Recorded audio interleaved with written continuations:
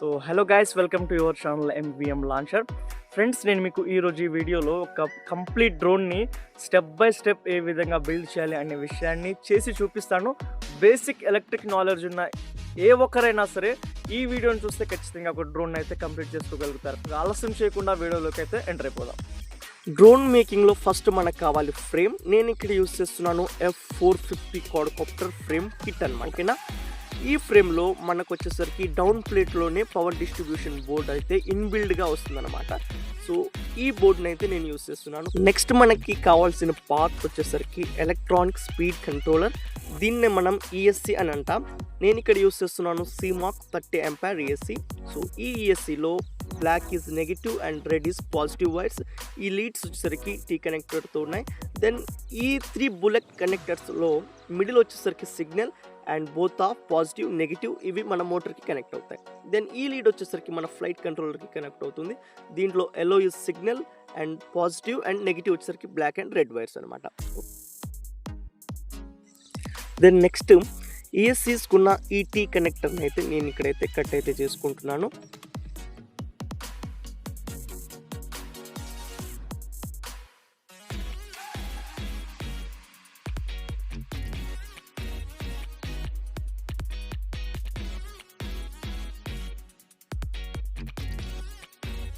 తర్వాత అయితే power distribution యొక్క పాజిటివ్ నెగిటివ్ పోల్స్లో షోల్డర్ అయితే చేసుకోవాలి.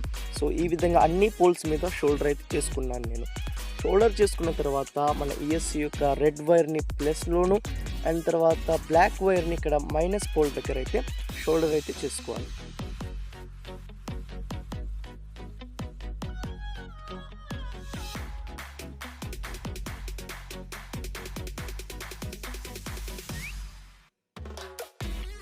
దెన్ ఇక్కడ పవర్ సప్లై కోసం T కనెక్టర్ని అయితే ఇక్కడ మెయిన్ అవుట్ దగ్గర పాజిటివ్ నెగిటివ్ దగ్గర షోల్డరింగ్ చేసుకోవాలి.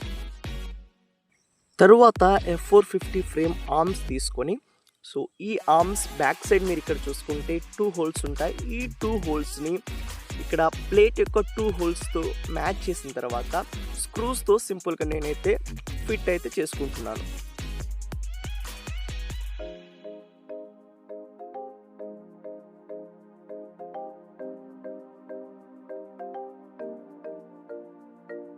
ఇదే విధంగా అయితే మన ఫ్రేమ్ యొక్క ఆర్మ్స్ని అయితే ఫిట్ చేసుకోవాలి. ఫిట్ చేసుకున్న తర్వాత మన ఫ్రేమ్ యొక్క టాప్ ప్లేట్ని అయితే పైన అయితే ఫిట్ చేసుకోవాలి, ఇక్కడ హోల్స్ని మ్యాచ్ చేసుకొని. ఓకేనా,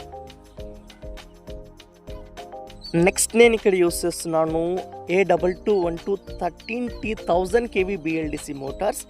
ఈ మోటార్స్ యొక్క బ్యాక్ సైడ్ మీరు చూస్తే 4 హోల్స్ ఉంటాయి. ఈ 4 హోల్స్ని ఫ్రేమ్ 4 హోల్స్తో మ్యాచ్ చేసి స్క్రూస్తో అయితే మోటార్స్ని టైట్ చేసుకోవాలి 1 by 1.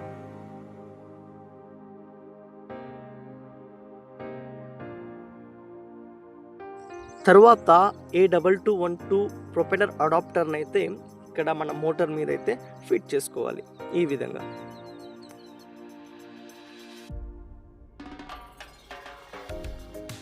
మోటార్ యొక్క ఈ 3 వైర్స్ని ఎల్లో వైర్ని ESC యొక్క మిడిల్ వైర్ సిగ్నల్ వైర్తో కనెక్ట్ చేసిన తర్వాత బోత్ ఆఫ్ 2 వైర్స్ని ఏ విధంగా అయినా కనెక్ట్ చేసుకోవచ్చు. ఈ 2 వైర్స్ని ఇంటర్చేంజ్ చేయడం ద్వారా మోటార్ డైరెక్షన్ చేంజ్ అవుతుంది.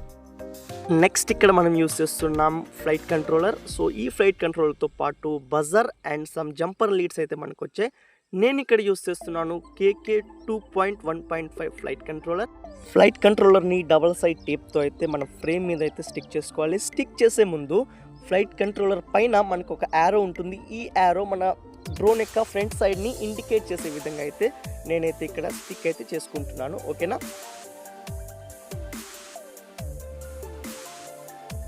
నేను ఇక్కడ యూస్ చేస్తున్నాను FlySky CT6B ట్రాన్స్మిటర్.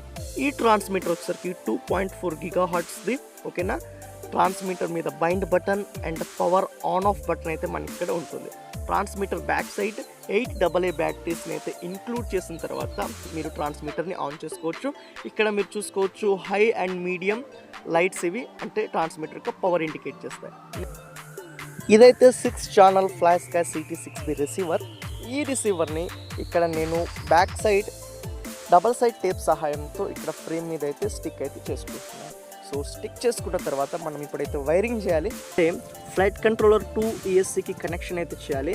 అందుకోసము మన డ్రోన్ యొక్క ఫ్రంట్ సైడ్ నుంచి మోటార్ 1, 2, 3, 4 మోటార్స్ యొక్క ESC జంపర్ వైర్స్ని ఇక్కడ ఫ్లైట్ కంట్రోలర్ యొక్క మోటార్ స్లాట్లో 1 by 1 మోటార్ 1, తర్వాత మోటార్ 2, తర్వాత మోటార్ 3 అండ్ తర్వాత మోటార్ 4 యొక్క ESC జంపర్ లీడ్స్ని సిరీస్లో ఈ విధంగా అయితే పెట్టుకోవాలి. సో పెట్టే ముందు సిగ్నల్లో, తర్వాత పాజిటివ్, నెగిటివ్లో మీరైతే పెట్టాలి.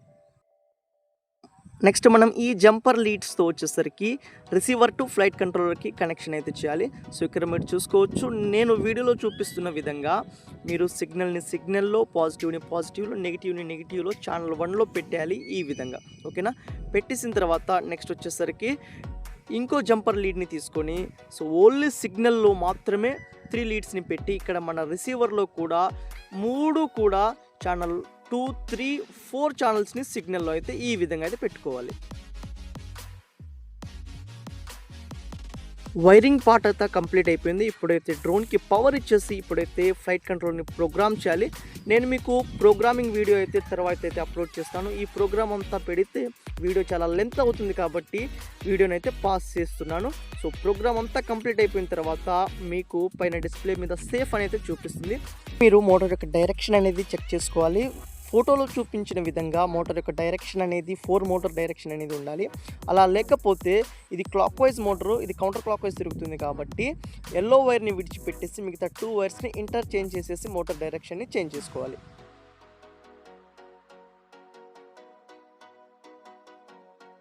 నేను జిప్ టైస్ని యూజ్ చేసి మోటార్ యొక్క ESCస్ని మన ఫ్రేమ్తో ఫిక్స్ అయితే చేసుకుంటున్నాను. టోటల్ వైరింగ్ అయితే మంచిగా టైట్ చేసుకుంటాను. మీరు మోటార్ డైరెక్షన్ అనేది ఖచ్చితంగా పిక్లో ఉండే విధంగా అయితే చూసుకోండి. నేను ఇక్కడ యూజ్ చేస్తున్నాను 1045 కార్బన్ ఫైబర్ ప్రొపెల్లర్. ఈ ప్రొపెల్లర్స్ని మోటార్లో ఈ విధంగా ఫిట్ చేయాలి. ఫిట్ చేసేటప్పుడు R మార్క్ ఉన్న ప్రొపెల్లర్ని క్లాక్ వైజ్ మోటార్కి, R లేని దాన్ని కౌంటర్ క్లాక్ వైజ్ మోటార్కి ఫిట్ చేయాలి. సో దీంతో మన టోటల్ డ్రోన్ సెటప్ అయితే రెడీ అయితే అయిపోయింది. ఇప్పుడైతే డ్రోన్ని ఆలస్యం చేయకుండా ఫ్లై చేద్దాం.